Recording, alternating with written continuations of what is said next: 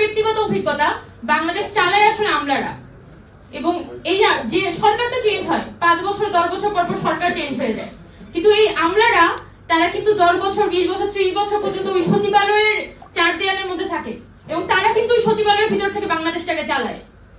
এবং আমরা কিন্তু 1.5 বছর দেখেছি অনেক গুজব, সরকারে এটা করেছে ওইটা করেছে, আবার সরকারকে উপদেষ্টাদের এসে ব্যাখ্যা দিতে হচ্ছে যে না, ঘটনাটা এরকম ঘটে নাই, আসলে একটা গুজব ছড়িয়েছে।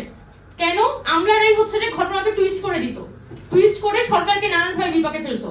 এই ঘটনাগুলো আমরা জানি। সেই পরিপ্রেক্ষিতে বলতে চাই যে আমলারা কোনোভাবেই চায় না যে এখানে জুলাই সনদ কোনোভাবে বাস্তবায়ন হোক, এবং জুলাই সনদ বাস্তবায়ন না হওয়ার জন্য যত ধরনের পন্থা রাষ্ট্রের প্রতিটি ইনস্টিটিউট এবং পুরনো ব্যবস্থার সৈনিক তারা নিতে চায়, সবকিছুই কিন্তু তারা বিএনপির মধ্যে দিয়ে বাস্তবায়ন করতে চাচ্ছে।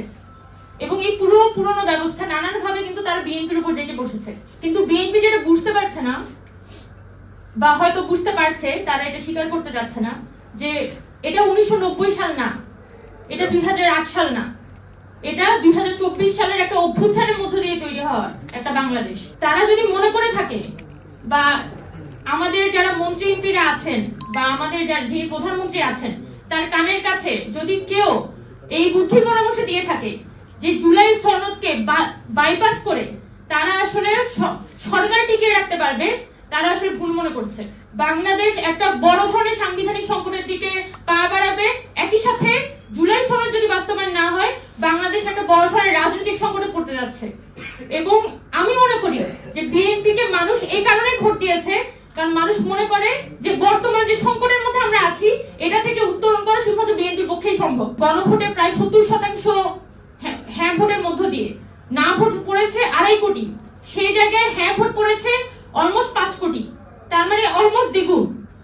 সেই দ্বিগুণেরও বেশি যখন হ্যাঁ ভোটের মধ্য দিয়ে আমাদের জুলাই সনদ গণভোটে পাস হয়ে এসেছে, সেই গণভোটকে কোনোভাবে যদি এখানে বাইপাস করার চেষ্টা করা হয়, তাহলে সামনের দিনে এখানে বাংলাদেশ বিরোধী যে শক্তিগুলা যারা বাংলাদেশকে নানানভাবে আনস্টেবল করে রাখতে চায়, গত 1.5 বছরে আমরা দেখেছি যে অরাজনৈতিক শক্তি যারা রাজনীতিতে যাদের কোনো অংশগ্রহণ নাই, যারা কোনো পলিটিক্যাল পার্টির অংশ না, কিন্তু বাংলাদেশকে প্রতি মুহূর্তে অস্থিতিশীল রেখে তারা ব্যক্তিগত মুনাফা তারা আদায় করে নিত, সেই গোষ্ঠীগুলা কিন্তু ফ্যাসিলিটেটেড হয়েছে।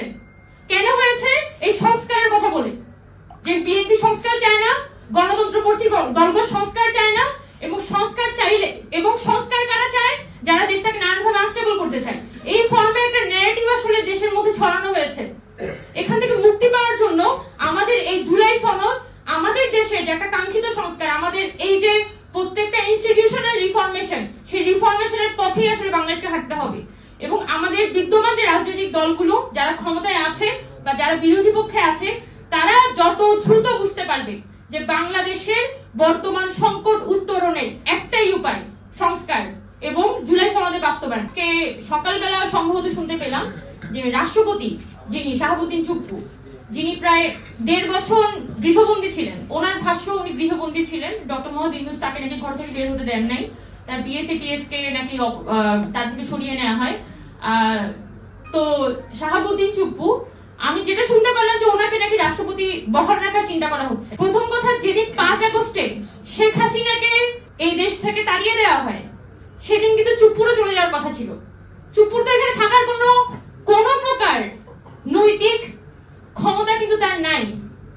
কিন্তু এটার পরও শুধুমাত্র দয়া করে, আমি শব্দটা বারবার বলবো, শুধুমাত্র দেশের স্বার্থে দয়া পরবশত আমরা ছাত্ররা এবং পলিটিক্যাল পার্টিগুলা চুপ্পুকে ওই সময় ক্ষমতায় রেখেছিল, বা রাষ্ট্রপতি আকারে একজন পুতুল রাষ্ট্রপতি হিসেবে ওই সময় বহাল রাখে।